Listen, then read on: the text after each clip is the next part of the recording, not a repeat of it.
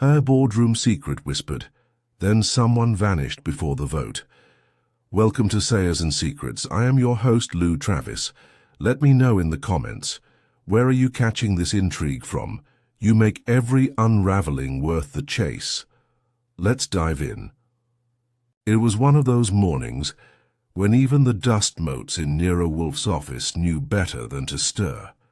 Fritz had just clanged the breakfast gong, which meant the next 45 minutes of the brownstone's existence were reserved for eggs. Soft-boiled to 6 minutes and toast that could double as architectural shims. I was halfway through the crossword in the Gazette, filling in equanimity for coolness under pressure, when the doorbell rang. That in itself wouldn't have rated more than an arched eyebrow.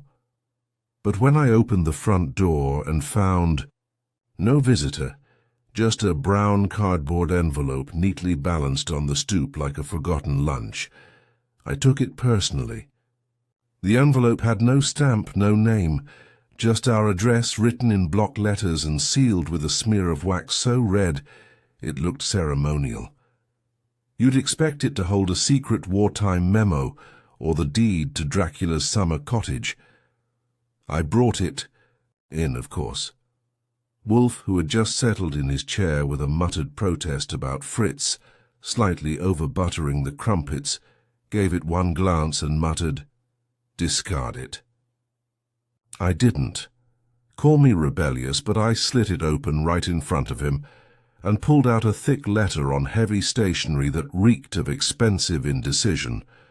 Wolfe, to his credit, didn't growl. He just picked up his yellow napkin, dabbed the corners of his mouth and said, "Read." So I did. To Mr. Nero Wolfe, I am writing on behalf of a group of individuals whose identities will, for now, remain confidential. We are shareholders in a boutique financial firm, Lauder and Price, that recently suffered a minor internal scandal. Nothing criminal, you understand? Not yet. We require your services in a discreet capacity. One of our partners has begun acting unpredictably. Paranoia, secrecy, strange absences. A vote is approaching, one that could shift control of our assets, and certain whispers suggest he is not playing fairly or safely. This is not a police matter nor a request for exposure. We seek clarification, discreet clarification. You will be compensated handsomely. If you are willing to consider the matter, send your man to the following address tomorrow, at noon. No names, no records, just eyes and ears. A stakeholder in confidence. The signature was a drawn line. Literally, a line.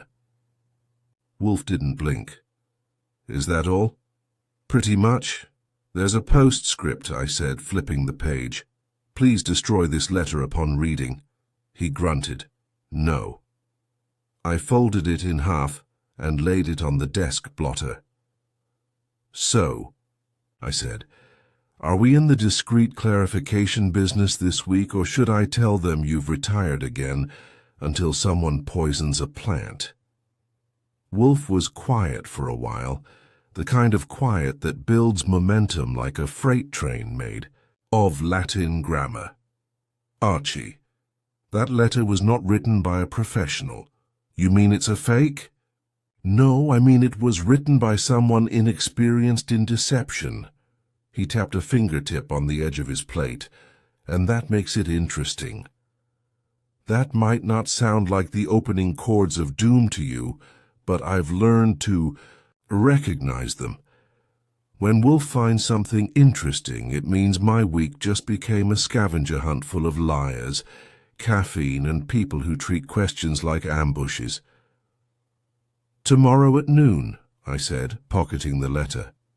You want me to show up looking like a man who's been promised handsome compensation, or like a guy wondering if he's about to be blackmailed? He gave me a thin smile. Whichever is easier for you to explain with your face.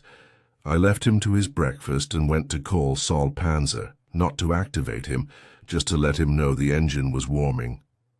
Something about the phrasing of that letter had bothered me. The rhythm, maybe, or the vagueness, or the whiff of desperation behind the polite grammar. And Wolfe? He hadn't yet said yes, but I've known him long enough to read the signs. This one had gotten under his skin, which meant we were in for a ride. And as usual, I'd be the one doing the driving, while Wolfe stayed right where he belonged in that throne of his, conjuring truth from silence. Tomorrow at noon I'd meet the whispering shareholders, or at least their errand boy. One thing I knew already. I wasn't going to like them. I'm not the kind of guy who wears a fedora to a noon meeting, but if I had one, I'd have considered it. The sun was just high enough to bounce off the glass towers in Midtown, and the building I was headed to, a boutique investment firm with a name that sounded like a law office trying too hard, sat tucked between a private club and a wine shop that didn't list prices in the window. You know the type. The letter had given an address but no name, so I figured I'd play it loose. I carried a leather folder and wore the suit Wolfe likes me in for diplomatic episodes. That means grey with a subtle pinstripe and a blue tie that makes me look like I understand spreadsheets. Wolfe's term, not mine. When I reached the lobby, the guard gave me the kind of look reserved for visiting salesmen until I said, "I'm here for a confidential consultation with Lauder and Price." That turned something. He pressed a button, murmured something, and nodded toward the elevators. 12th floor, conference room B. Up I went. The elevator chimed like it had a trust fund. I stepped into a reception area lined with dark wood, indirect lighting, and a silence that made me think of secrets. The air was perfumed, not flowery, but sharp, like cedar and calculation. A young man in a tight grey suit with glasses that probably cost more than my car greeted me with a nod and led me down a hall. He didn't speak. I didn't ask questions. It was a mutual pact of temporary ignorance. Conference room B was colder than I expected, the kind of cold that makes your wristwatch feel like ice. A long walnut table sat under a chandelier that looked expensive enough to have opinions. At the far end of the table sat a man with close-cropped white hair, a wide jaw, and the posture of someone who hadn't asked a question in years without already knowing the answer. He didn't rise, just gestured to the chair across from him. I sat. "You're Wolfe's man." That was not a question. "Archie Goodwin," I said. "And you're?" "Unimportant," he said. "For now." He tapped his fingers. "Together once. We're a consortium of 5. Silent at the moment, but that could change. What I tell you doesn't leave this room unless Wolfe demands it. Understood?" I gave him a look that translates to, "Try me." He nodded. "Lauder and Price specializes in niche asset brokerage. We buy and sell company shares that most people don't know exist. Art holdings, inheritance portfolios, dormant patents. It's delicate work, high reward, quiet transactions. Sounds charming. It is, or was." I waited. "One of our managing partners, Charles Rutledge, has gone rogue. He's been with us 6 years, sharp, strategic, generally even-tempered. But in the past 2 months he's changed. Subtle at first. He began asking odd questions, attending board meetings without taking notes, skipping others entirely, and then the whispers started. From who? He paused. Internally. People talk. Secretaries, analysts, even our custodian staff. That's a lot of ears for a firm that trades silence. He allowed the ghost of a smile. Exactly. He stood up, slowly, and crossed to a side table where a sleek black folder waited. He handed it to me. In there you'll find a dossier on Rutledge, his role, his routine, his investments. The vote is in 9 days. We believe he's trying to manipulate it. How? We don't know. Why? We suspect. Personal gain. I flipped open the folder. Neat files, bullet points, salary data, photos of Rutledge looking like he'd stepped off a magazine page titled Men Who Know Too Much About Wine. Why Wolfe? I asked. Because police are blunt instruments, and private security works for whoever pays more. And you expect us to... what? Watch him until he blinks. We expect Wolfe to know what we can't afford to admit. Whether Rutledge is planning something, and if so, how we contain it, without scandal. I nodded, closed the folder. And if Wolfe declines, then the vote happens without intervention. And depending on the outcome, Lauder and Price might fall under the influence of someone whose loyalties are questionable. He walked me out himself, which was strange. But stranger still was the moment we hit the elevator bank and he paused. There's one more thing, he said. Here it comes, I thought. 3 days ago someone broke into our archive room. Nothing appears missing, but that room is locked. Only 3 people have keys. Rutledge is one. What's in the archives? Client histories, purchase trails, the kind of data that makes or breaks reputations. And you didn't report it. We can't afford a headline. He shook my hand, firm, cold, efficient, and walked off down the hall. I caught a glimpse of a silver pin on his lapel, a stylized lion. Expensive. Back on the street, I barely had time to open the folder before I noticed it. A grey Jaguar parked 2 car lengths up, windows tinted darker than the law likes. A man in a hat, watching me. I crossed to the corner and turned, pretending to check my watch. The Jag didn't move, the man didn't flinch. When I finally stepped out into traffic and walked 2 blocks to the parking garage, I checked behind me once. The Jag was gone. Wolfe was in the plant rooms when I returned, and Fritz had lunch plated but untouched. I left the folder on Wolfe's desk blotter and poured a glass of milk, mine, not his. When he finally emerged, at 2:42 sharp, he glanced at the desk and said, "You were followed." Probably. Describe him. Male, tall, neutral hat, didn't smile. Car smelled like entitlement. Wolfe grunted. They're afraid of something. Shouldn't they be? Undoubtedly. The question is what, and whether we are being paid to discover it or to be seen trying. I didn't say anything, neither did he. Outside, the summer heat had returned, but inside the brownstone, the air had changed. Wolfe never moved quickly, but when he smelled deception, he leaned in, quietly, like a bear who'd heard a twig snap 10 miles away. And me? I had a list of suspects to make and a Rutledge to meet. Something told me this case wasn't going to be about money. It was going to be about leverage. Back in the brownstone, Wolfe was in his chair, ignoring the world with an almost royal disdain, as I sat with the Rutledge dossier fanned across my desk, like a poker hand I hadn't decided whether to fold or bluff. He hadn't touched it yet, which told me he was waiting for me to spoon-feed him the pertinent bits first.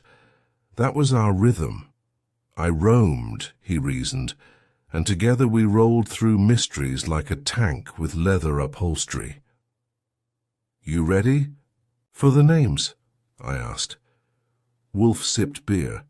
He didn't nod. He didn't grunt. But the fact that he didn't shoo me out of the room with a glare meant yes. All right, I said.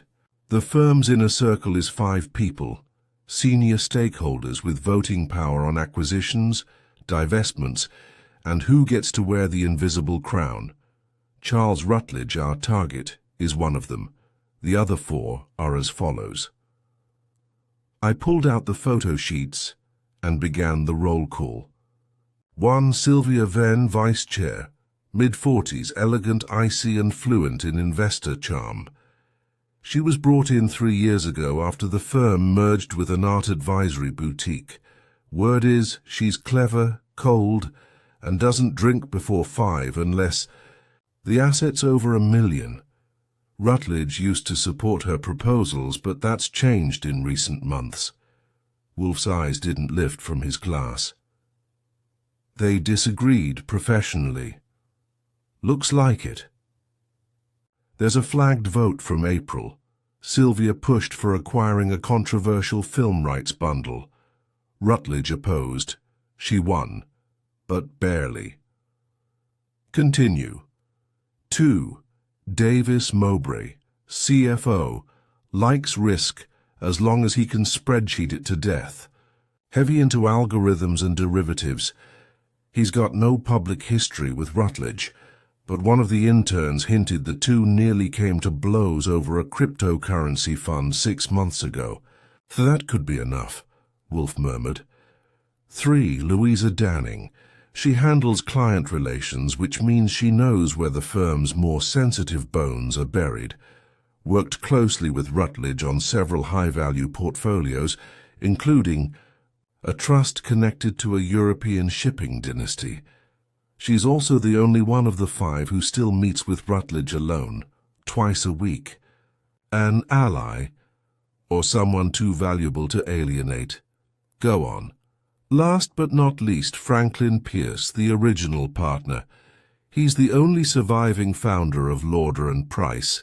He still sits in the main office, but he's mostly ornamental these days. Publicly, he supports unity and tradition. Privately, who knows?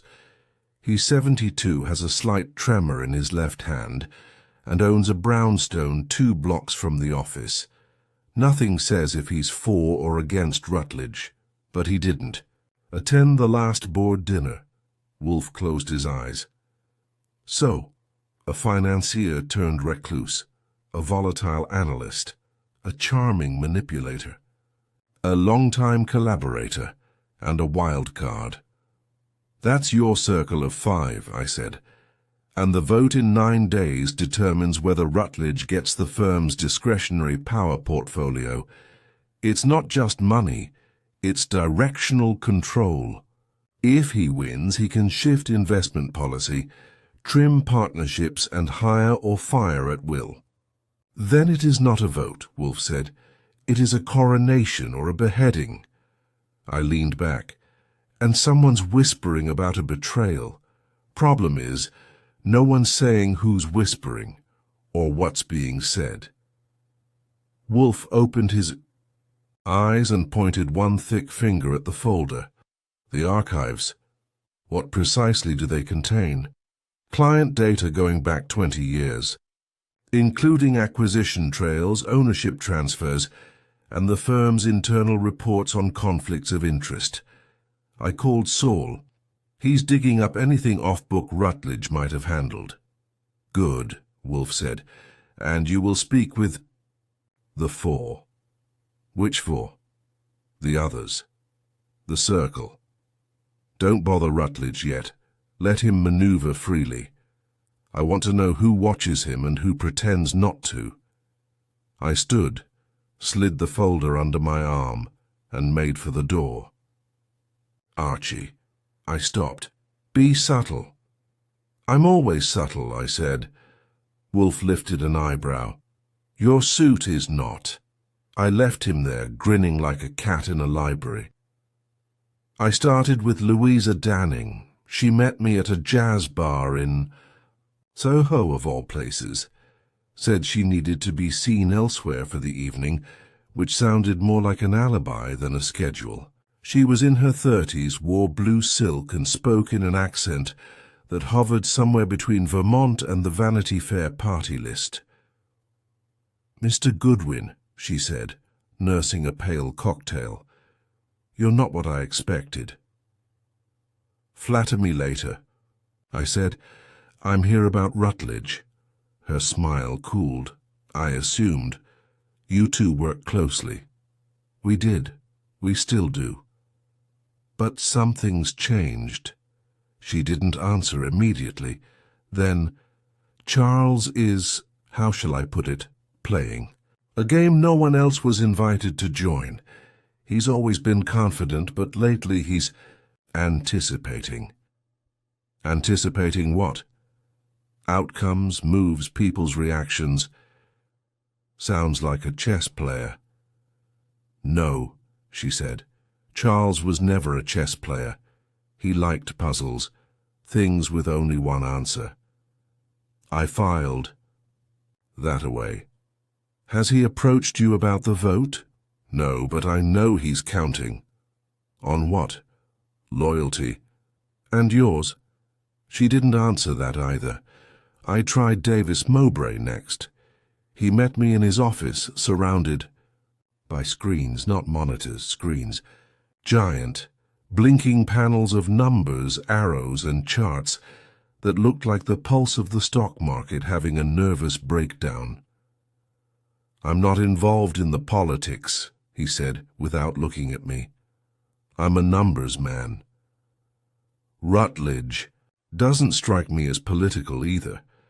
That's the danger. Politics is what we do when we're not pretending to be neutral."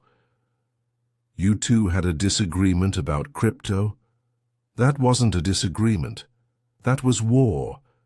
He wanted the firm to move on something that wasn't vetted. I said no." "Did he take it personally?" Mowbray gave a dry laugh. "Charles Rutledge takes everything personally. That's why he wins, and why he's dangerous." "And the break-in?" He finally looked at me. "There was a file missing, but it was replaced same day." "Replaced?" He nodded. "Not stolen, altered." That was new. "What file?" "I'm not supposed to know, but I do. It was about a client called Galvane Group, offshore trust. Owned part of a pharmaceutical patent sold to Lauder and Price 3 years ago." "And?" "And the document now says something different than it did. Only by a few lines. But they matter." I took notes, and before I could press him, he turned back to the screens. "Talk to Sylvia," he said. "She'll either lie cleanly or tell the truth with teeth." That was next on the list. But as I headed out into the evening air, one thing stuck. A file altered, not missing. That was subtle, too subtle for coincidence. The trouble with Sylvia Venn wasn't that she was beautiful, though by most standards she checked every box, and added a footnote, but that she knew it wasn't enough. She had the posture of someone who didn't need to speak first, the eyes of a woman who measured you for flaws before she'd acknowledge your virtues, and the smile of someone who never smiled without a purpose. We met at the rooftop cafe of the Arbor Hotel, one of those places where the water comes in glass bottles that look like designer perfume, and the menu uses more adjectives than nouns. She had suggested the location, of course. Not because it was discreet, but because it wasn't. "Mr. Goodwin," she said, offering me her hand like it was a silk glove I might ruin by shaking too hard.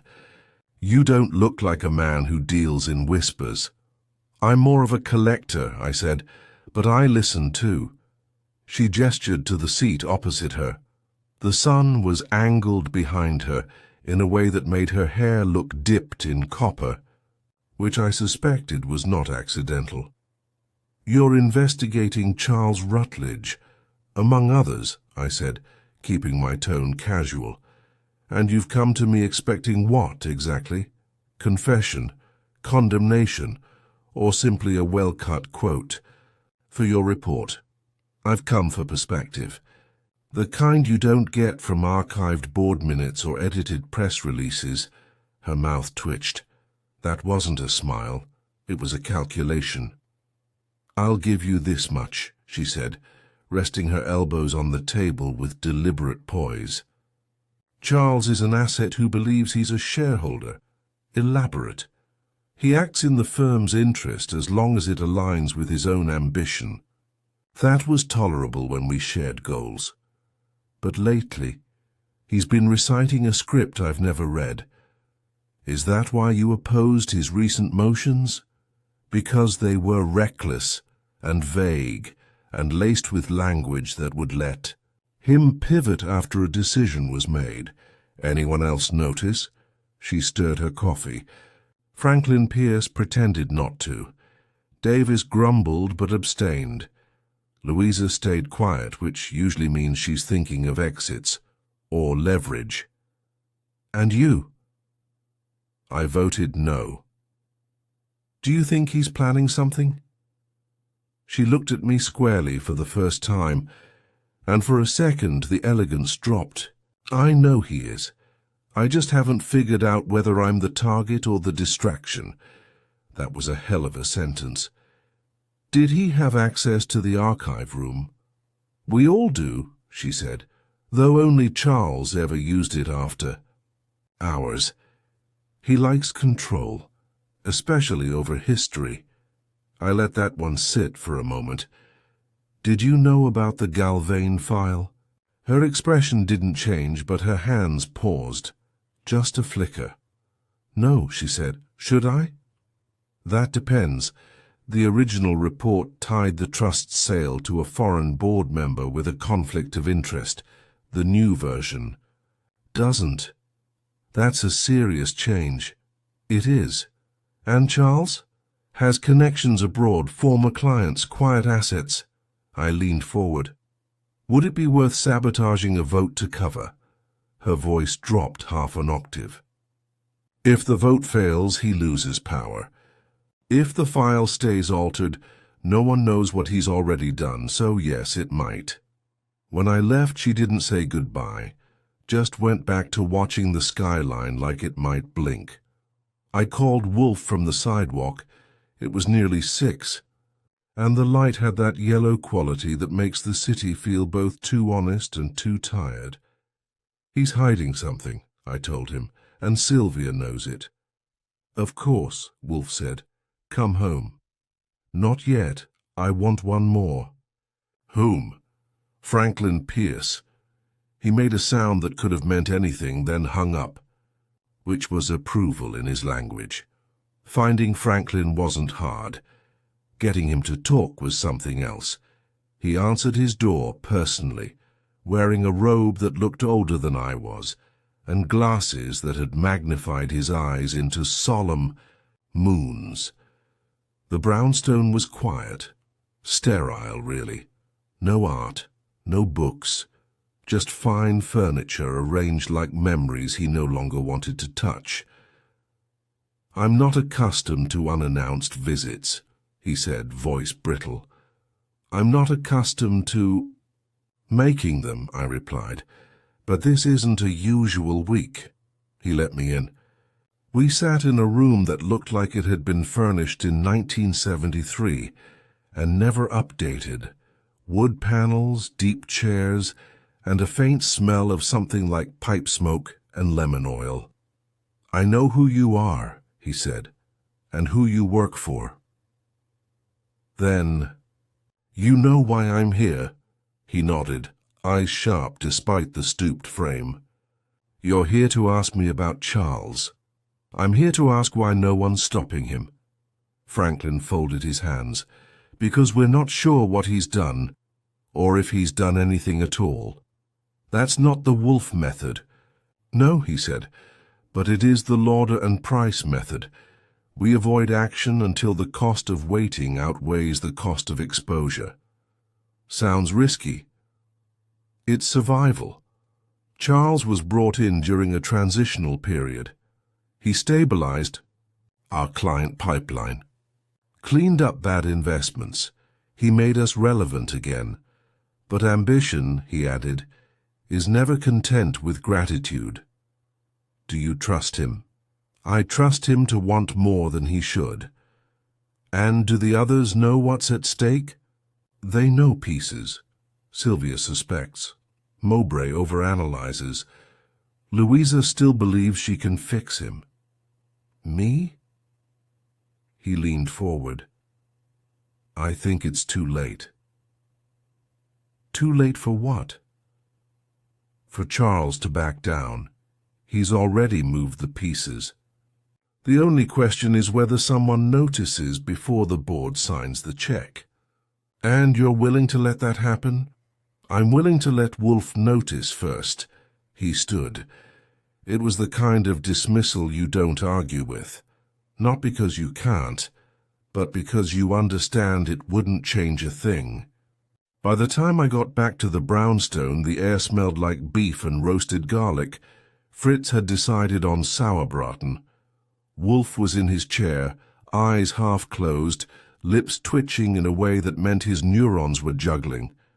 I dropped the folder on the desk. Done. He opened his eyes. Well, he said. They all know he's up to something, but they're hoping someone else will confirm it. No one wants to be the first to throw a stone. Then they are fools, Wolfe said. And you? I am not a fool. That I know so? Wolfe leaned back and steepled his fingers. Now we provoke him. How? By removing something he doesn't know he's missing. I blinked. You want me to steal from him? No, Wolfe said. I want you to let him think something's been stolen, and watch what he does next. The game had officially begun, and from here on, every whisper mattered. If you've never baited a trap in a suit and tie, allow me to set expectations. It's equal parts finesse, improvisation, and praying the other guy's just vain enough to walk into it. Wolfe had handed me the general blueprint. No real theft, just the illusion of one, a phantom breach, something Rutledge wouldn't be able to ignore. My job was to find just the right object to disturb, visible enough to matter, subtle enough to confuse. I started with the file room. Lauder and Price occupied the 12th floor of a building too expensive to have a real lobby and too discreet to display its directory. I knew from my previous visit that access to the archive required a coded passkey and a good reason, or at least a bold attitude. Wolfe provided both. With Sylvia Venn's chilly awareness, Davis Mowbray's suspicions, and Franklin Pierce's theatrical detachment, the one person who might panic under pressure was still our golden boy Rutledge. But I needed to tap the nerves without cutting into flesh. Wolfe's term. I interpreted it liberally. I used the side entrance at 8:55 a.m., a courtesy entrance for staff, interns, and presumably detectives in disguise. I wore my least memorable blazer and carried a folded printout of a fake audit memo Wolfe had crafted with Saul's help, an innocuous-looking directive instructing routine file authentication on behalf of an external compliance board. Bureaucratic enough to be ignored, specific enough to be believed. The security guard was new, tall, distracted. I used a name from the internal contact list Louisa had given me, Cliff Benning, junior analyst, and said I was pulling flagged records for a weekly trace audit. He glanced at the memo and waved me through. The archive room was a vault dressed as an office.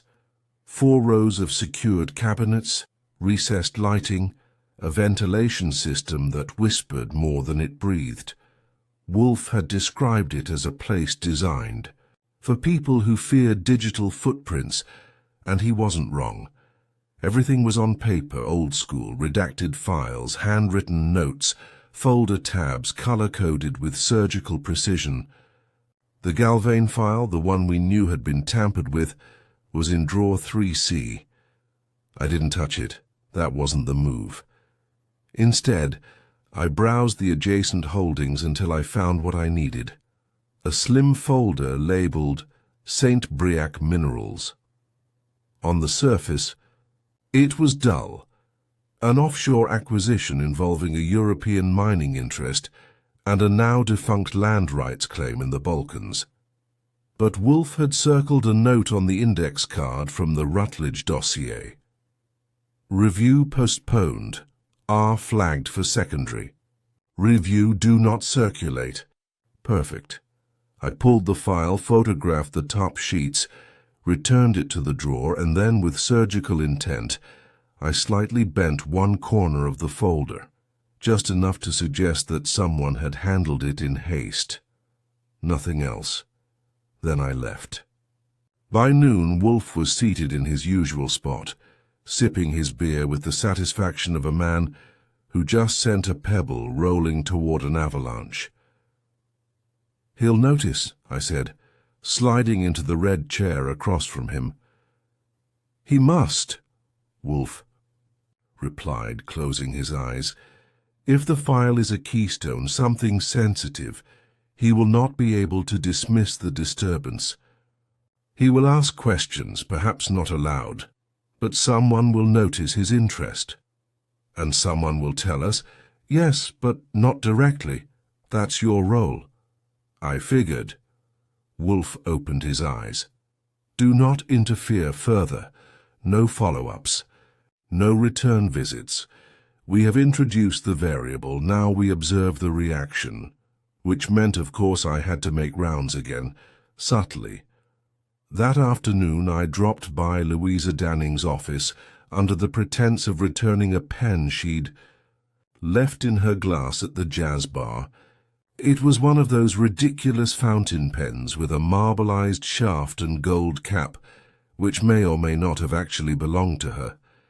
She accepted it with a slightly raised brow. "You're persistent," she said. "Comes with the job," I said, "and the coffee budget." She gestured to the couch, but I didn't sit. I kept the tone casual. "Out of curiosity," I said, "do you know anything about a file called St. Briac Minerals?" Her expression didn't change, but she set the pen down too carefully. That was something. "No," she said. "Should I?" "Probably not. Just came across it while checking the file cabinet index." Looked untouched. She tilted her head. "What are you fishing for, Archie?" "Just casting lines." "Be careful," she said softly. "This pond has teeth. I left that one alone." Next, I checked in with Saul. He'd been combing Rutledge's off-site activity, and Wolfe had tasked him with verifying if Rutledge had any external connections to the altered Galvane Trust. His report was thin but telling. "2 meetings last week," he said over the line. "Rutledge met with a woman from an asset recovery firm. Not unusual, except the firm isn't on the approved vendor list." Name? Viridian Ledger Consulting. And Shell Company. Saul said, "Only 2 known contracts, one of them ties to a holding in Geneva. Guess which one?" I didn't have to. "Galvane." Bingo. That meant Rutledge had not only altered the file, he was laundering its implications through a third-party actor, quietly, carefully, which meant the St. Briac. Disturbance wouldn't just confuse him. It would threaten to expose whatever pattern he'd been hoping no one would notice. And still, Wolfe wasn't ready to move. "Not yet," he told me that evening. eyes locked on a volume of Herodotus. I want to see how he manages uncertainty. It is the only true measure of character in men like Rutledge. Uncertainty about what? Whether the walls are closing in, or whether someone simply left a window open. The window cracked wider the next morning. A courier envelope arrived at the brownstone around 9:20 a.m., addressed by hand to Nero Wolfe, with no return. Label. Inside was a single page, typed, anonymous. It read, "The file is not the problem. The vote is. You are being manipulated." Wolfe read it once, then set it down. "Is it a threat?" I asked. "No," he said, "it's bait." "Whose?" "Someone close to Rutledge, someone who wants us to doubt the frame, but not enough to speak directly." "So what do we do?" Wolfe stood, a rare occurrence, and walked to the globe near the windows. He spun it once and stopped it with a finger. "Invite the circle." "To the brownstone." "Of course," he said, returning to his chair. "We've knocked. Now we open the door. Let them walk." "Through." He paused. "But first," he said, "we'll let Rutledge know someone's coming for his crown." "And how are we going to do that?" Wolfe smirked. "Let him find a copy of his own handwriting on a file he never wrote." That's when I knew we weren't playing defense anymore. We were setting the board. If you ever want to see a man unravel without twitching a muscle, give him something he knows he didn't create. Then convince him everyone else believes he did. That was Wolfe's next move. A little performance art in paper form, and I was cast as both courier and stagehand. It began with a forged memorandum. Not a sloppy imitation, no coffee-stained corner or misspelled word. This was premium Wolfe level forgery, executed by a quiet call to Saul Panzer's cousin, an expert in handwriting analysis and mimicry, who owed Wolfe a favor from back when he'd needed a forged menu card to win a wager with a Hungarian diplomat. The memo itself was 2 pages, on official Lauder and Price stationery, complete with letterhead watermark. It contained an internal directive from Charles Rutledge, dated 2 weeks prior, authorizing a private review of the St. Briac file pending foreign asset consolidation. It was jargon-heavy, precise, and completely fabricated. Wolfe had dictated every word, down to the clause breaks. The signature matched Rutledge's with disturbing perfection. "Place this where it will be." "Found," Wolfe had said. "I knew exactly where." At 8:04 a.m. the next morning, I returned to Lauder and Price under the guise of an internal courier. I'd borrowed a blue clipboard, dressed in a messenger's windbreaker, and walked in with the calm of someone who'd been sent by a man whose middle name was confidential. A receptionist tried to flag me, but I waved a generic release form and said, "Just dropping off for Mr. Rutledge's assistant, audit follow-up." She barely looked up. Rutledge's assistant, a man named Noel with a mustache and the energy of a caffeine-deprived owl, wasn't at his desk yet. I slipped into the outer office, slid the memo halfway under a stack of weekly briefs on Rutledge's desk, and walked out before anyone noticed the breeze. By 10 o'clock, the first ripple hit. Saul, who had eyes in the building from a security subcontractor, called me from a newsstand off 53rd. He found it. Reaction. Went still, then asked Noel if he'd filed something yesterday, then again louder. "Anyone else in the room?" "No," but 5 minutes later he called Sylvia Venn and left the office. To see her, maybe, or to not be seen. I passed the update to Wolfe, who was chewing his lunch, a lamb ragout that smelled like it had taken 3 days to prepare, and he nodded. "He won't confront anyone directly," Wolfe said. "Not yet. He'll seek confirmation, see if the others know about the memo." "So what do? We wait. The others will sense the change." They did. At 3:17 p.m., Louisa Danning called me. No preamble. "What did you do?" "Come again." "Charles has been walking in circles all afternoon. He cornered Franklin Pierce in the hallway and asked if anything had come up in the audit. Franklin had no idea what he was talking about." "You sound surprised." "I'm not, just irritated I wasn't warned." "Consider this the warning." She exhaled sharply. "Are you going to tell me what's happening?" "No," I said, "but I'll tell you this, he knows the walls are closing in." "Then you better hurry. He's meeting with someone tonight, off-site." "Where?" "No idea. But I caught part of a calendar entry on his assistant's screen, something about Seven and Gable.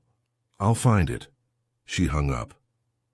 Seven and Gable turned out to be a private supper club on the east side. Reservation only, blazer required, and discreet enough to make the CIA look sloppy. I didn't go in. I staked out a booth across the street at a greasy diner with more ketchup stains than customers and ordered coffee that tasted like regret. At exactly 7:38 p.m., Rutledge exited a black town car and entered the building. 5 minutes later, a woman followed. Tall, sharp-angled blonde hair in a pinned twist. Not Sylvia, not Louisa, not anyone from the firm I'd seen. But she moved like someone who had something to trade. I called Saul. "You recognize a woman?" In her late 40s, navy coat, silver clutch, walking into Seven and Gable. "Tall? Straight back? Looks like she owns the sidewalk?" "That's her. Cecile Harmon. She runs Viridian Ledger, the same firm we traced to the Galvane shift." "She's meeting Rutledge." "Of course she is." "Get me a file. I'll get you a novel." Back at the brownstone, Wolfe listened as I recounted the evening's highlights. He barely blinked, but I could see it. He was beginning to connect the edges. "Do we have confirmation that Harmon manipulated the Galvane file?" "We will." "Good. Then the copy of Rutledge's memo served its function." "Which was?" "To make him paranoid enough to move. He's consolidating." "And," Wolfe said, "the others are watching." "Except Franklin, he's silent." Wolfe's eyes sharpened. "Precisely. That was something I hadn't thought about. In the last 48 hours, everyone else had reacted. Sylvia watched. Davis brooded. Louisa called. Rutledge flinched. But Franklin Pierce had done what? Nothing. "Either he's above it," I said, "or he's behind it." "There is no above," Wolfe said, "only beneath or within." The next morning delivered our second surprise. Fritz answered the door and returned to Wolfe's office with an envelope, wax-sealed and addressed in type. Inside was a single photo. It showed a meeting room. Sylvia Venn, Louisa Danning, and Franklin Pierce sitting at a long table. The timestamp, 1 week ago. Behind them, on the whiteboard, the words, "Contingency, Galvane, St. Briac." Wolfe stared at it for a long time, then he handed it to me. They knew. All of them, or some, enough. He looked toward the window where the orchids were lined like a jury of pale witnesses. "Prepare the invitations," he said, "for the gathering." "All of them?" "No," he said, "just the ones who've already lied." "And the others?" "They'll come anyway," Wolfe said. He closed his eyes.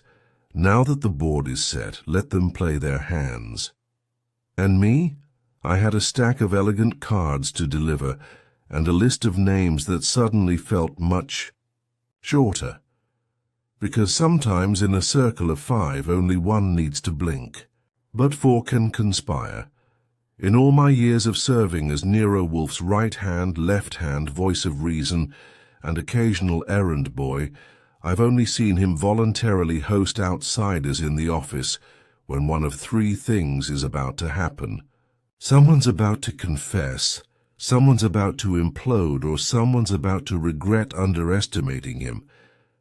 The fact that he had instructed me to prepare the red leather chairs, arrange Fritz's hors d'oeuvres on the cherrywood sideboard, and position a stack of monogrammed paperweights on the desk, suggested that today we were due for all 3.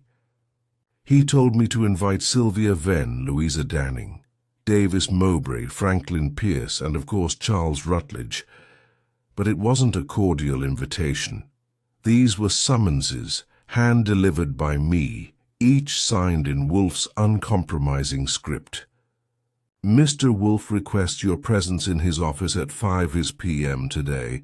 Your attendance is not optional. That tends to get results. At 4:56 p.m., Wolfe was seated in his chair, legs planted wide, fingers steepled. The room smelled faintly of brandy and spring tulips, Fritz's influence, no doubt. The lights were dim just enough to create contrast across Wolfe's mountainous features. He didn't like drama, he said, but he knew how to choreograph, a climax better than most stage directors. At 5 on the dot, the front doorbell rang. I opened it to Sylvia and Louisa, arriving together in a shared silence that practically screamed shared calculation. Behind them came Mowbray, nervously, folding his phone into his pocket. Rutledge arrived solo, trench coat over. His arm, eyes sharp but unreadable. Franklin Pierce naturally came last. I showed them into the office without fanfare. Wolfe didn't rise, didn't speak. He let them settle like chess pieces finding their squares. Sylvia took the center-left chair.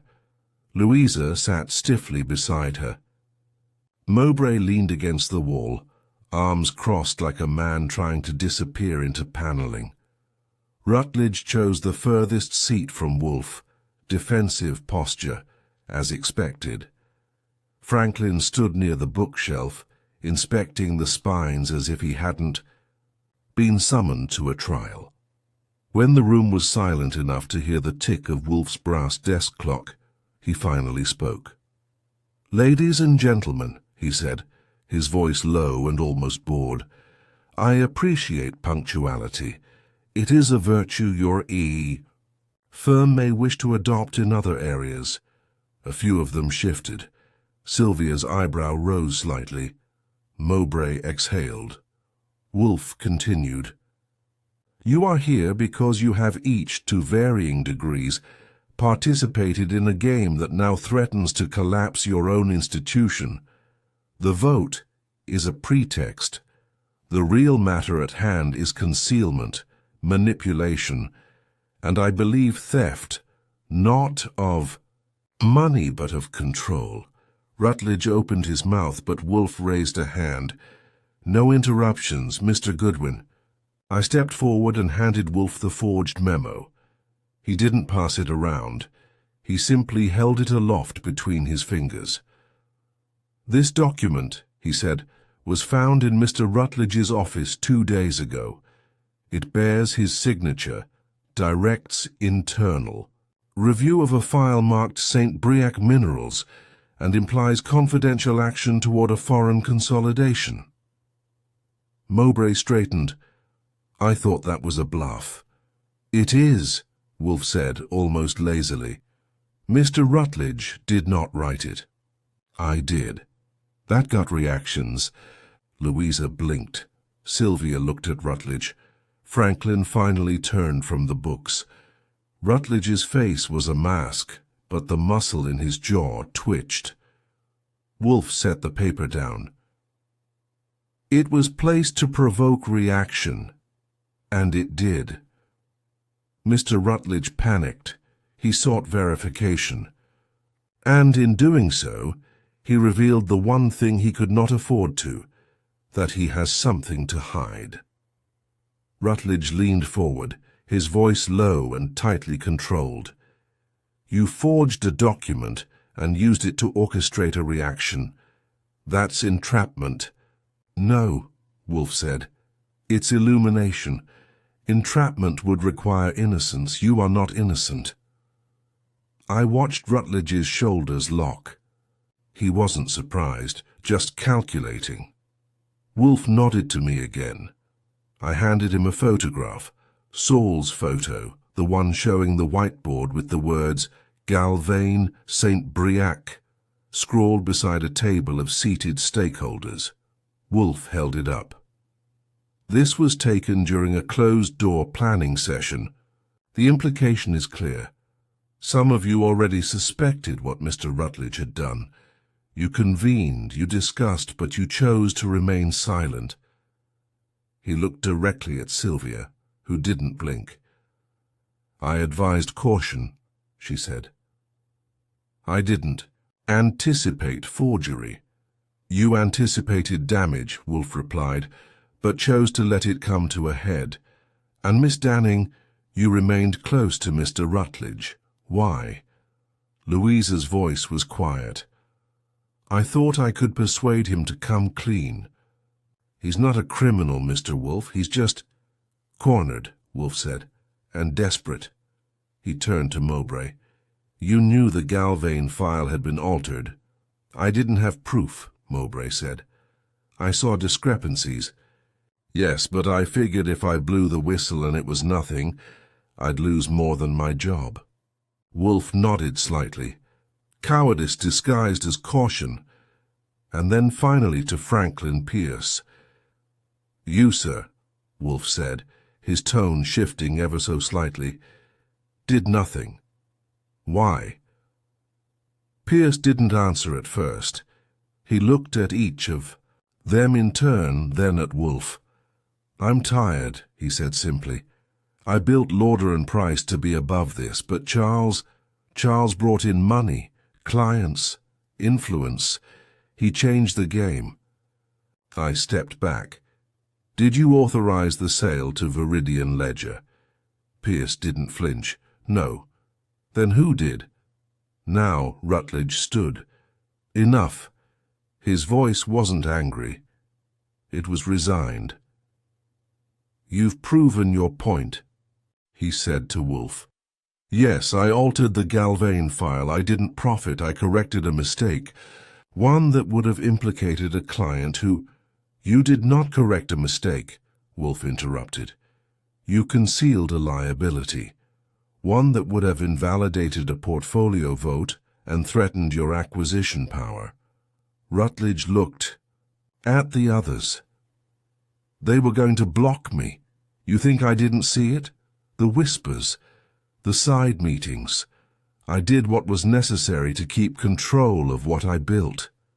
What you built, Wolfe echoed. Yet you used others' silence to shield your maneuvering. Sylvia stood. So what now, Mr. Wolfe? Do we take this to the board, call in lawyers? No, Wolfe said. You'll do as you like. But the truth is now a matter of record. I have documented the timeline, the fabricated memo, the reactions, and this conversation recorded in full will be submitted to your Compliance Oversight Committee. Have you bugged the office? Rutledge asked. No, Wolfe said. I simply assumed you'd confess. He gestured at me. I opened my palm and revealed a sleek little recorder, blinking steadily. Just in case, I said. The group, left in silence. Rutledge went last, his shoulders rigid, his eyes unreadable. I watched him disappear down the front steps like a man walking away from a chessboard he finally realized he never controlled. Inside, Wolfe was still. Then, after a long pause, he reached for his beer. Fritz entered quietly with the tray. Dinner was lamb with rosemary and potatoes done in goose fat. Wolfe ate in silence. When the plates were cleared, he looked at me. "Do you know what the most dangerous currency is, Archie?" "Stock options?" "No," he said, "assumptions." And with that he closed his eyes. The case wasn't done, but the board had cracked. And the game, as always, had belonged to Wolfe.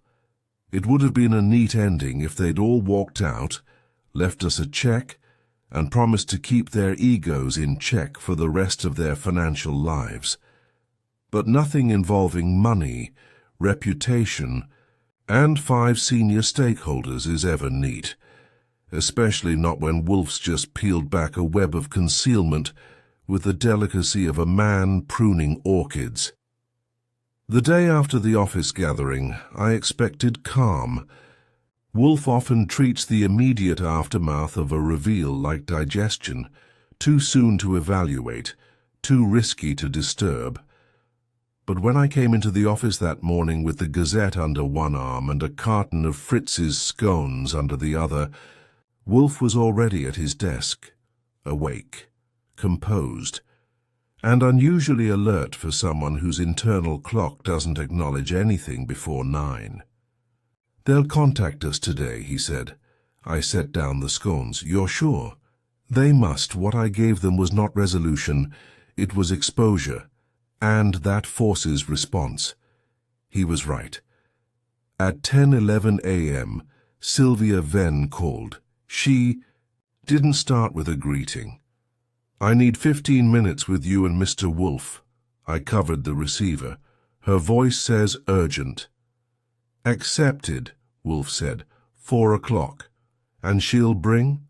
"Not all, just one." I turned back to the phone. 4 sharp, no entourage. She hung up. At 4:00 precisely she arrived. But it wasn't Charles Rutledge in tow. It was Franklin Pierce. He looked older than he had 2 days prior. Not in years, but in effort. Like he'd finally accepted he'd have to stand up for something, and the muscles had atrophied. Wolfe didn't rise. He gestured to the chairs opposite his desk.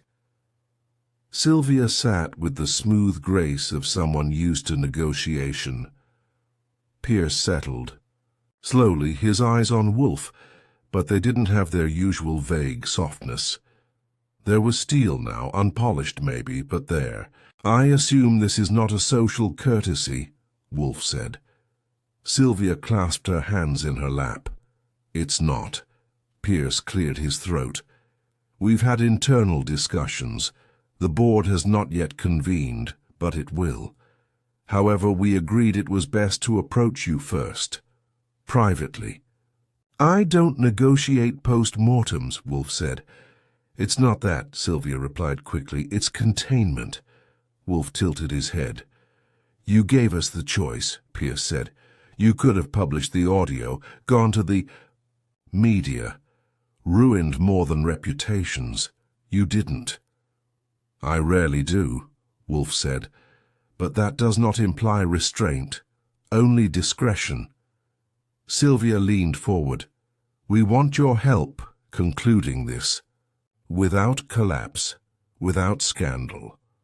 Wolfe steepled his fingers. "Say what you've come to say." Sylvia inhaled. "We will ask Charles Rutledge to resign from his position. The vote will be postponed indefinitely, citing procedural irregularities. The Galvane transaction will be re-evaluated by an independent audit committee, and Franklin," she glanced at Pierce, "will resume temporary executive oversight while we restructure. That," Wolfe said, "is not justice. That is choreography." "It's protection," Pierce said, "for the firm, for the clients, and, if I'm honest, for our own skins." Wolfe didn't answer immediately. "You're asking me to approve of silence," he said. "No," Sylvia said. "We're asking you to allow us to repair the damage before anyone else makes it. Worse." There was a long silence. Then Wolfe turned to me. Archie. Yes? Retrieve the original Galvane report and the altered version. Miss Venn, Mr. Pierce, sign both. One will be sealed and returned to your internal legal archive under the oversight of Saul Panzer. The other will remain in my possession. And if we refuse? Sylvia asked. Then I make a call to the Office of Financial Ethics, Wolfe said, and submit a transcript of last night's discussion. Sylvia didn't blink. Understood. Pierce nodded. I retrieved the files, meticulously copied, labeled, and sealed as per Wolfe's earlier instruction. They signed both. Sylvia's signature was a sweeping gesture of resignation. Pierce's was smaller, as though it hurt to push the pen. When it was done, Wolfe poured himself an inch of beer, raised it slightly in the air, and said, "Now it ends." But we both knew it didn't. Later that night, after they'd left, I found Wolfe in the plant rooms checking the humidity around a cluster of cymbidium orchids, the kind that bloom only when the light, temperature, and air all agree on the exact meaning of patience. You really think Rutledge will go quietly, as I asked? No, Wolfe said, but he has no remaining allies. He has ambition. Yes, and ambition without leverage is like an engine without fuel. I leaned against the doorframe. And the others? They will reposition, lie low, make smaller mistakes. You going to hold on to the audio? Wolfe turned. I will forget I have it. That was his version of mercy. 3 days passed before the official announcement.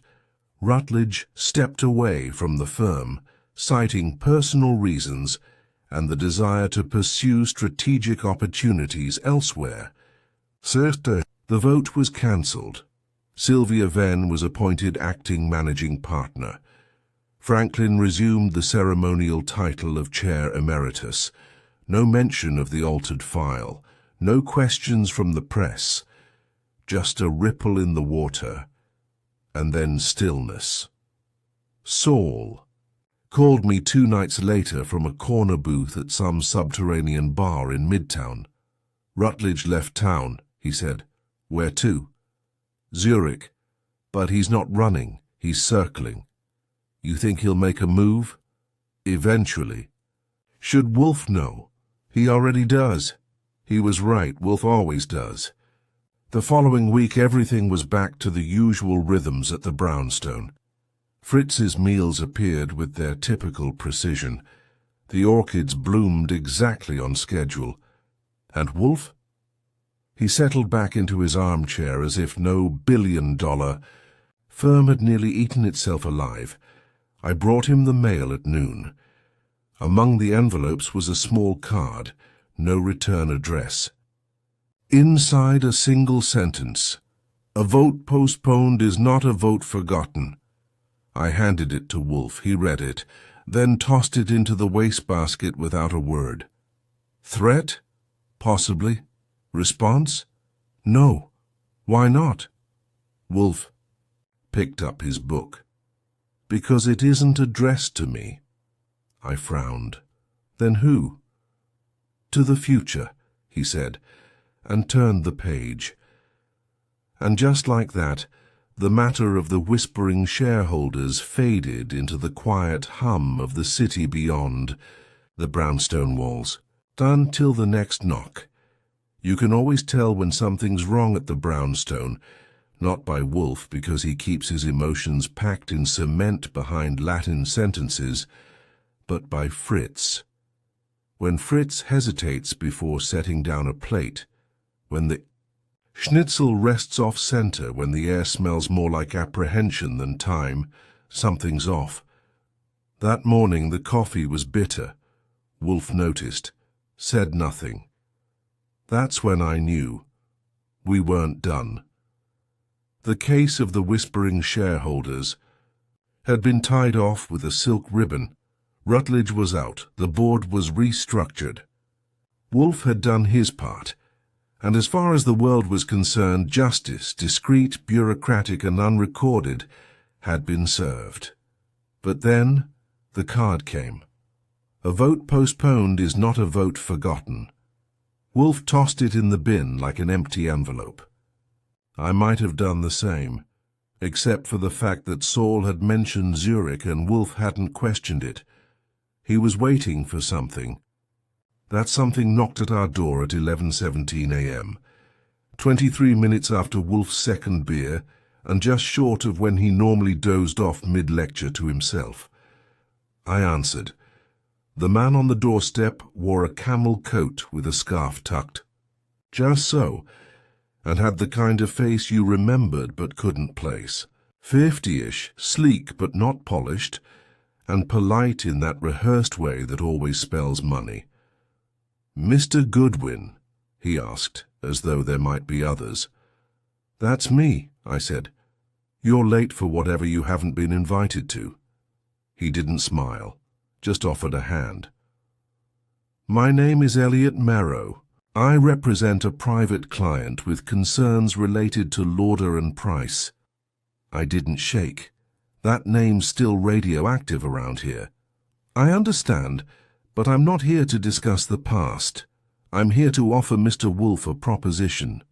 One he may find instructive. That kind of phrasing doesn't get you far unless you're holding a file Wolfe hasn't seen, or a check Wolfe hasn't earned." I let him in.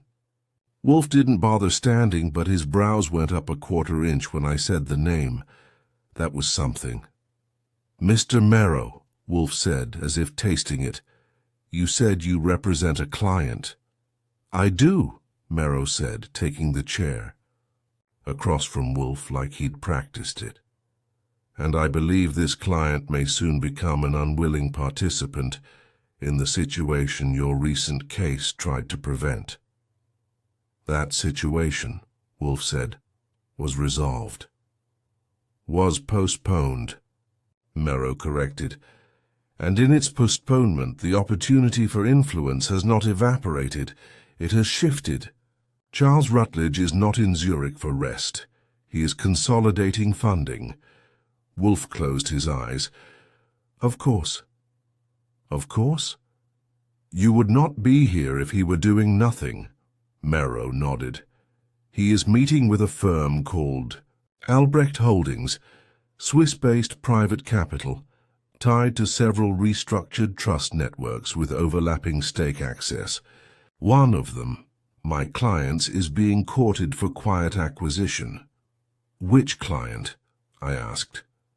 Marrow turned to me but didn't answer. He looked at Wolfe. "My client insists on anonymity, but has authorized me to share the relevant documents.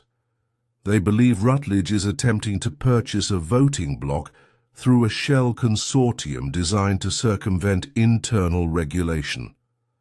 He opened his briefcase, leather of course, pulled out a folder and handed it across. I passed it to Wolfe, who flicked through the pages without appearing to read. "Why not approach the regulatory body?" Wolfe asked. "They would act." "Too late," Marrow replied. "By the time the trail is confirmed, the vote will have passed. If Mr. Rutledge succeeds in re-entering the firm through a back door, he won't need to rewrite the bylaws. He'll own the board." "And your client fears what?" "That Rutledge is not merely ambitious," Marrow said, "but vindictive. That his motive is no longer influence, but punishment." Wolfe opened his eyes and studied the man. "I do not involve myself in vendettas," he said. Marrow didn't flinch. "Then consider it preventative action. Rutledge is rebuilding, quietly, but he will return loudly, unless someone stops the mechanism. And you wish me to be that someone?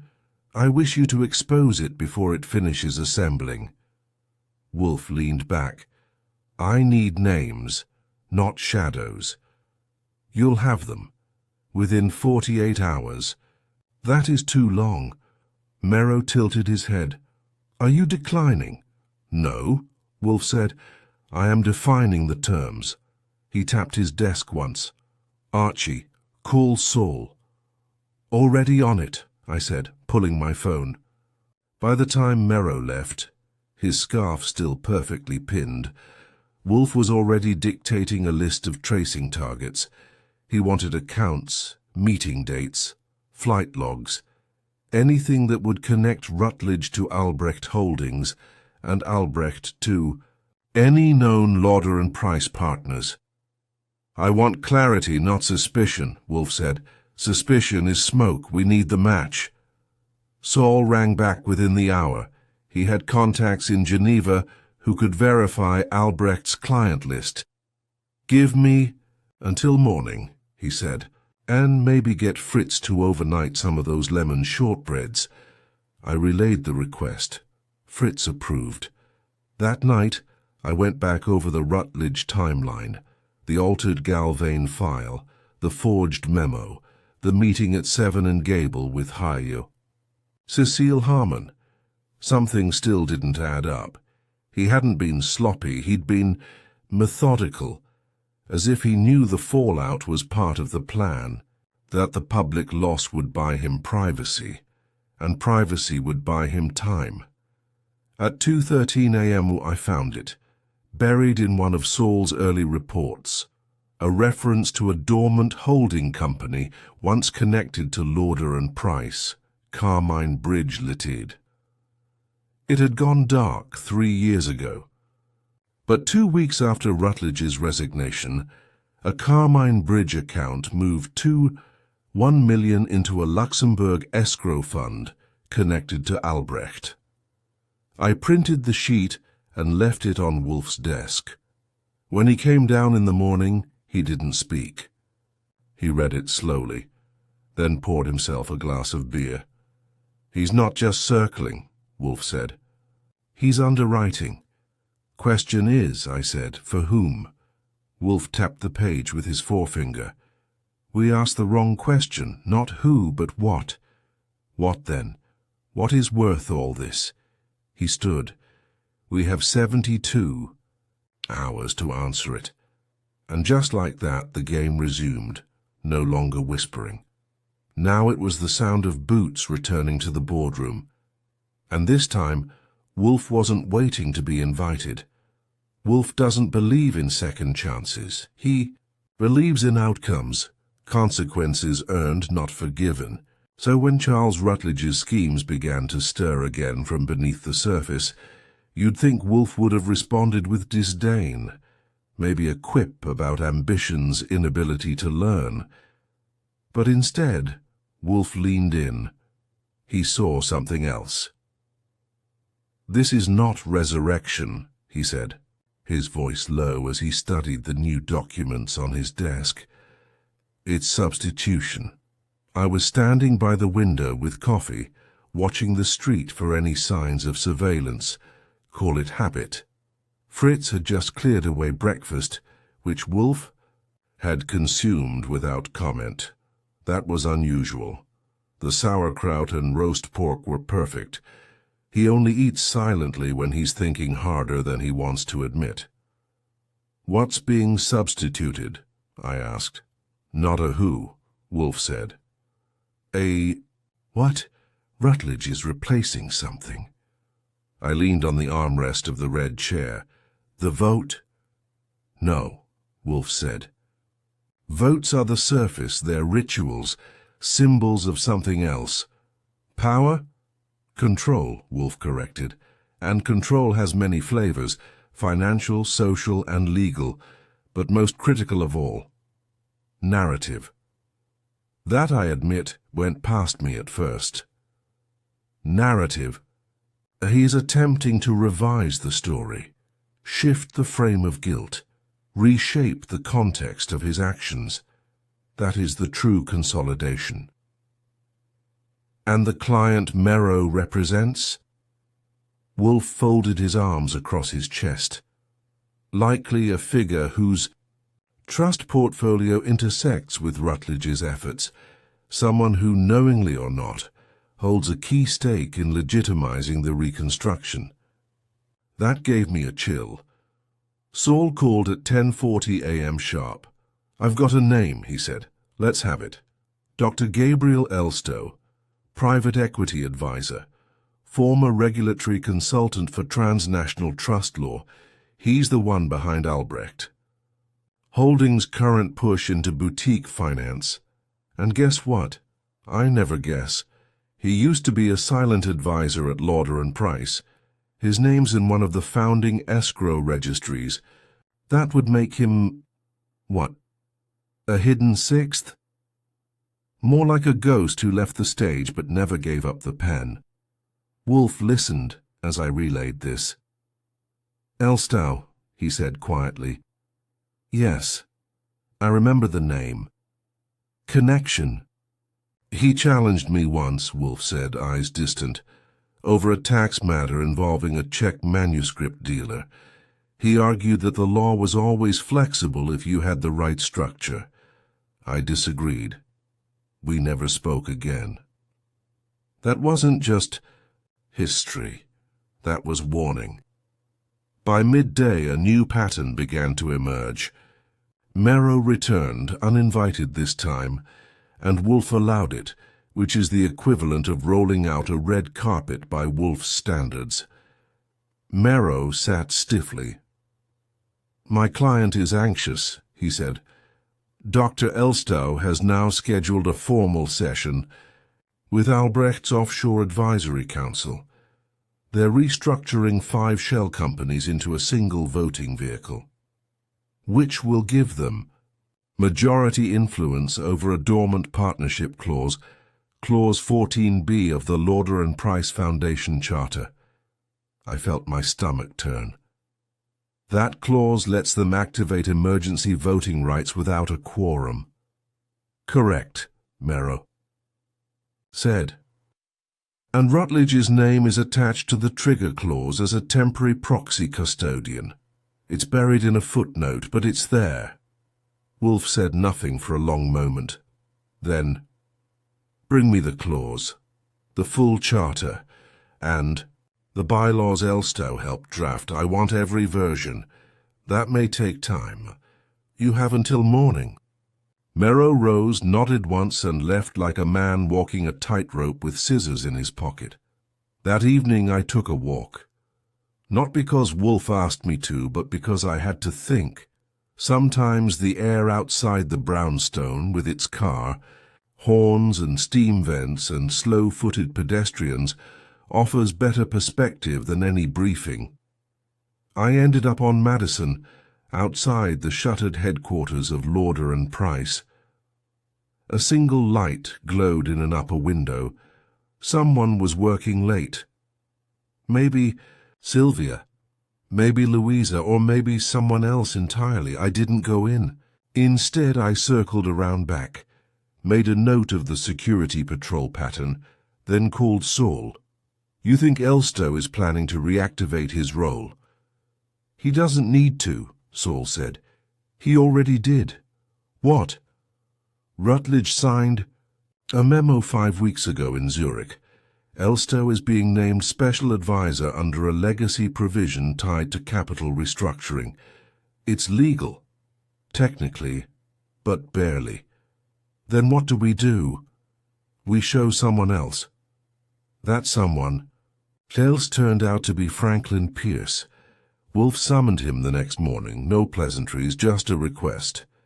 Pierce arrived just after 10, looking grayer than ever. But this time he brought something with him, a battered brown folder with a clasp that hadn't seen daylight in a decade. He set it on Wolfe's desk. "This is the original board draft of the partnership charter. I was there when Clause 14B was added. It wasn't Rutledge's idea, it was Elstow's." Wolfe opened the folder slowly, scanned the top page, then glanced at Pierce. "And yet you allowed it." "I didn't see where it would lead," Pierce said. "None of us did. We thought it was a safety valve." "It is now a weapon," Wolfe replied. "You must help us disarm it." "I'm retired," Pierce said. "I have no standing." "You have reputation," Wolfe said, "and if this goes forward you lose that." Pierce didn't respond, but his hands curled slightly on the armrest. He would help. The next 24 hours moved fast. Wolfe wrote letters, which I delivered in person, to Sylvia Venn, to Louisa, and to a man named Stratton Lowe, the silent auditor behind the Internal Ethics Committee.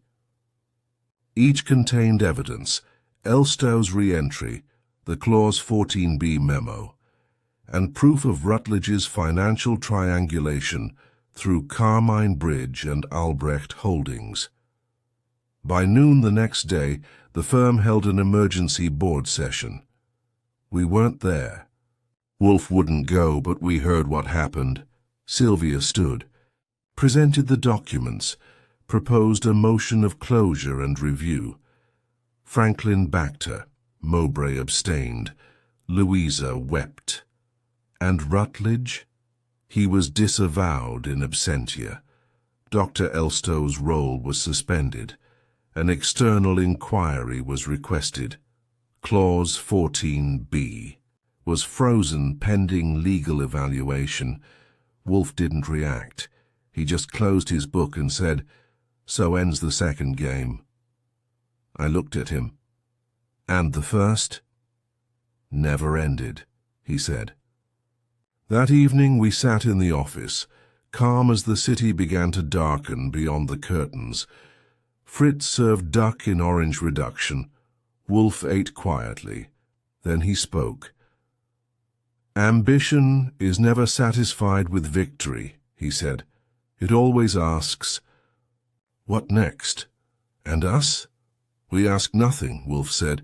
"We observe." He looked toward the orchids, their petals catching the last of the daylight. "Until they return," he added. And I knew he didn't mean the flowers.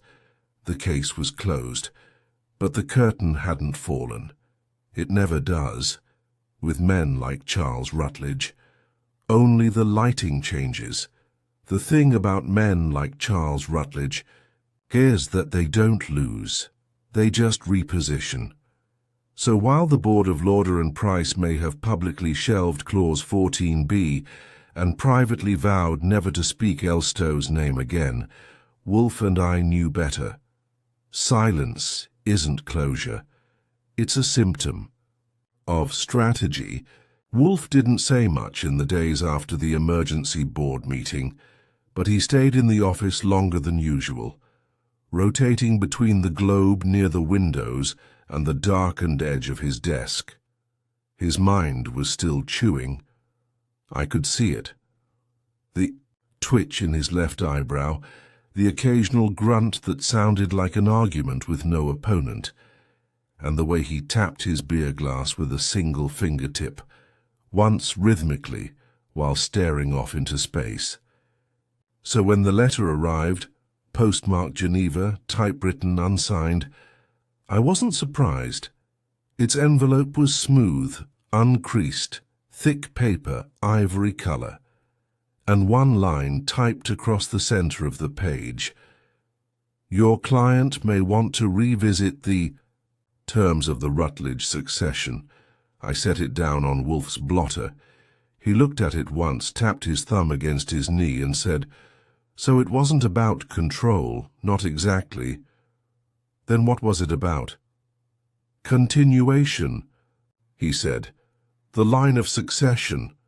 Rutledge may have lost the present, but he's seeding the future." That was the first time I heard Wolfe use that tone, almost admiring, not approving, just recognizing the calculus of a worthy adversary. By noon, Saul had already begun tracing the letter's origin. The typewriter model, a rare Olympia Traveler Deluxe 1972 issue, matched a set used in the private holdings room at the Zürcher Bankhaus Consortium. Elstow had ties there, but the envelope bore no fingerprints. It was mailed by courier, likely placed by a proxy. Wolfe wasn't interested in the sender. He was interested in the message. "I want every revision to the shareholder testament from the past 2 years," he told me. "Every clause, amendment, and inserted paragraph, especially those related to retirement, disability, or death." "You think they're hiding a clause?" "No," Wolfe said. "I think they're hiding a person."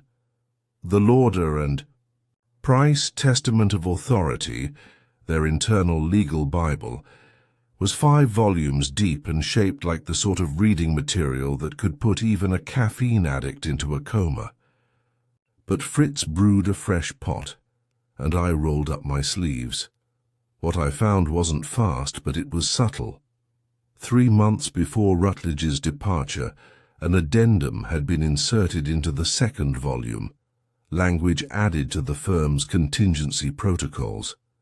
It read, "In the event that a managing partner steps down voluntarily but remains in good legal standing, he or she may, upon nomination and second-party sponsorship, designate a future successor to occupy their voting seat upon reinstatement of deferred rights.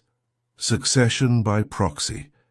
It was buried under a series of restructured definitions: what qualified as a voluntary exit, what constituted deferred, who could sponsor. I brought it to Wolfe. He read it twice. "Brilliant," he said softly, "and shameless. That clause wasn't in the Charter 2 years ago." "No," Wolfe said. "It was written after Rutledge foresaw his own collapse." "So now what?" "Now," Wolfe said, "we find the successor." That was easier said than done. Saul had contacts combing Rutledge's meeting logs and communications over the last 6 months.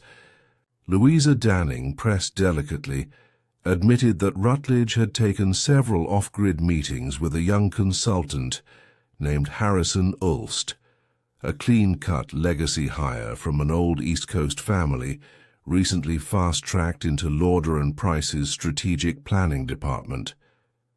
He was being groomed, Louisa told me, in a quiet corner of a wine bar near Gramercy, but not for internal work, for external perception. Meaning, Rutledge used him to test ideas, to float potential policy shifts, but there were rumors that Harrison wasn't just a protégé, he was a placeholder.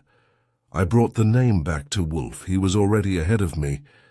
"The sponsor," he said, "when was Dr. Elstow?" "How do you know?" "Because Harrison Ulst sits on the board of an Elstow-run philanthropic fund. It was a setup from the beginning. But if Ulst takes the proxy chair, doesn't that just restart the whole cycle?" "No," Wolfe said. "It completes it. Rutledge returns through a proxy. The board sees a fresh face, but the hand behind the curtain remains. And if we stop it, we dismantle the last piece of his plan." That night, I met Harrison Ulst.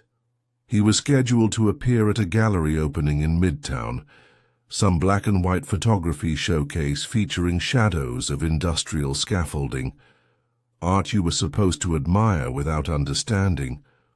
Ulst was tall, well-dressed, and carried himself like someone who had been told his whole life that he was destined for something vast and undefined. He smiled easily, spoke in polished sound bites, and mentioned strategic integrity 3 times in a 7-minute chat. I introduced myself under Wolfe's name. He didn't blink. He knew who we were. Mr. Wolfe's work with Lauder and Price has been provocative, he said.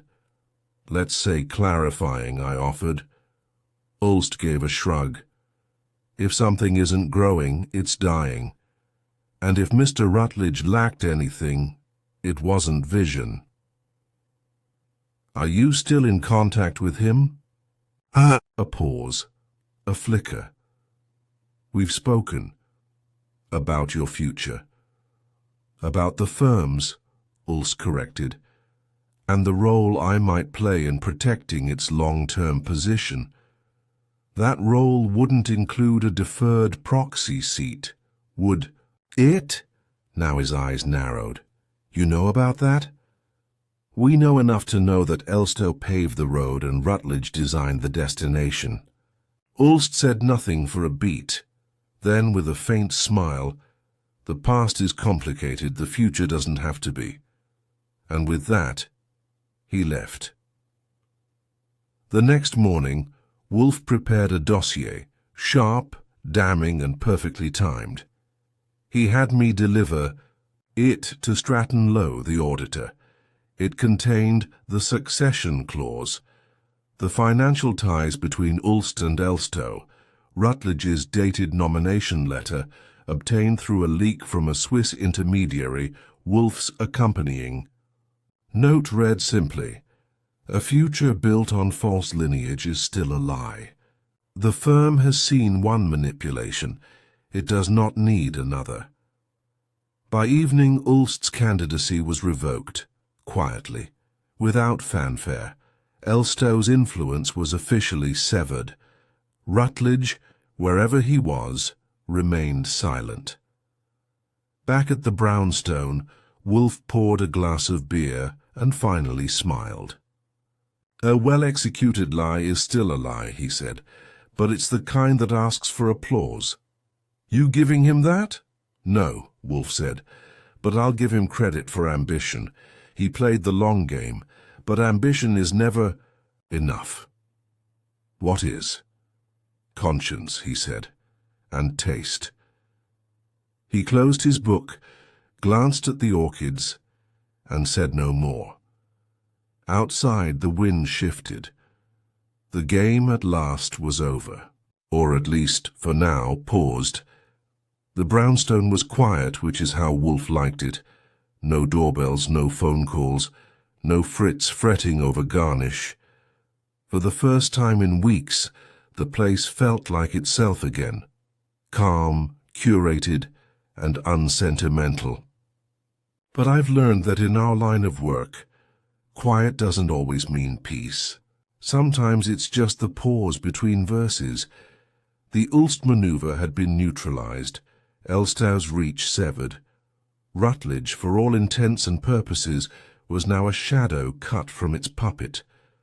Lauder and Price, though bruised and inward-looking, had returned to its routines. The vote, deferred, delayed, dismantled, would not return. Wolfe, as always, didn't gloat. He resumed his rituals, morning orchid inspections, noon beer, midnight Greek philosophers. But the sense that something lingered beneath the surface that never quite left. So when the envelope arrived, unmarked, hand-delivered by a boy who said only, "This is for Mr. Wolfe," I took my time opening it. Inside, a single sheet, typed, no signature, no heading, just one line. "You are not the only one who plays long games." I set it down on the desk. Wolfe glanced at it, then with a faint grunt tapped his thumb once against the armrest. "It's him," I said. "Of course," Wolfe replied. "Still playing?" "Still pretending he hasn't lost." I picked up the note again. "You think he'll try another route?" "No," Wolfe said. "Not now. He's run out of shadows." "Then why send the note?" Wolfe took a slow sip of beer. "To remind me, or himself." I leaned against the desk, watching him think. "You worried?" "No." "You curious?" Wolfe smirked. Mildly. Later that day I made a few calls, not to dig for more evidence, but to feel the room. Louisa had returned to work, quieter, more cautious. Sylvia Venn was traveling, Geneva, interestingly enough, but the message on her assistant's voicemail was routine. Davis Mowbray hadn't left the building in 3 days and had just installed a new biometric lock on his office door. Franklin. Pierce, on the other hand, had retired, for real this time. No press release, just a 2-sentence memo left in his top drawer and a plane ticket to Vermont. Good for him. The firm was moving on. Bruised, yes, but cleaner, as if surviving Rutledge's scheme had given it a brief window of clarity. Still, Wolfe wasn't celebrating. He spent the rest of the day reading. Said nothing until Fritz brought dinner, stuffed quail with juniper glaze and a leek puree. Only then did he speak again. "The remarkable thing, Archie," he said between bites, "is how little men like Rutledge change." "How do you mean?" "They always think the world owes them a correction, that the future is a mirror of their will. When it cracks, they don't see reflection, they see sabotage." "And they come back?" "Sometimes," Wolfe said, "but more often they haunt. They leave pieces of themselves behind. Ideas, disciples, footnotes in clauses." I poured coffee, letting that settle. "And we remove those footnotes, one by one." The next morning brought clarity, not in the form of another note or a surprise visit, but in the mail. A padded envelope from Geneva, this time addressed to me. Inside, a hard drive, encrypted, labeled L&P, Archive 6, not for destruction. I brought it to Wolfe and he didn't touch it, just looked at me. "It's an invitation," he said. "To what?" "To the next move, or the illusion of one." "You think it's bait?" "I think it's insurance," Wolfe said. "His or ours, depending on who opens it." I turned the drive in my hand. "What's the play?" Wolfe shook his head. "No play. Let it sit." "So you're not going to open it?" "No." "Ever?" Wolfe gave me a look. "If one must monitor a ghost, it is best not to let him know he's being watched." That was that. 3 weeks passed. The drive remained on Wolfe's desk, untouched. Fritz dusted around it. I moved it once to make room for the mail, then put it right back. Saul checked in. No movements from Rutledge, no sightings. Ulsti had accepted a post at a think tank in Brussels. Elstow had vanished into an advisory role somewhere between Luxembourg and obscurity. The game had broken, or scattered. One night, Wolfe and I sat in the office with the windows open, listening to the city hum. "Do you think he regrets it?" I asked. Wolfe didn't look up from his book. "No." "You think he expected to win?" "Not entirely, but he expected not to lose." "That's a fine line." Wolfe nodded. "And it's where most men fall." He closed the book. "Regret is for those who acknowledge consequence. Rutledge only acknowledges delay. Then what happens to men like him? They become anecdotes," Wolfe said. "Warnings in legal seminars, redacted lines in audit reports, shadows in succession documents." He leaned back. "And occasionally they mail hard drives to detectives." That Sunday the doorbell rang. I answered. It was the same boy, same jacket, same scuffed sneakers, another envelope.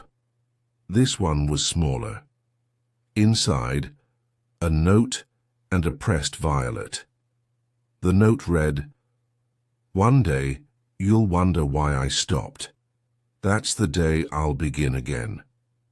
I didn't show it to Wolfe. I burned it in the fireplace. He heard the hiss of flame from the office and called out, "Was it him?" "Yeah," I said.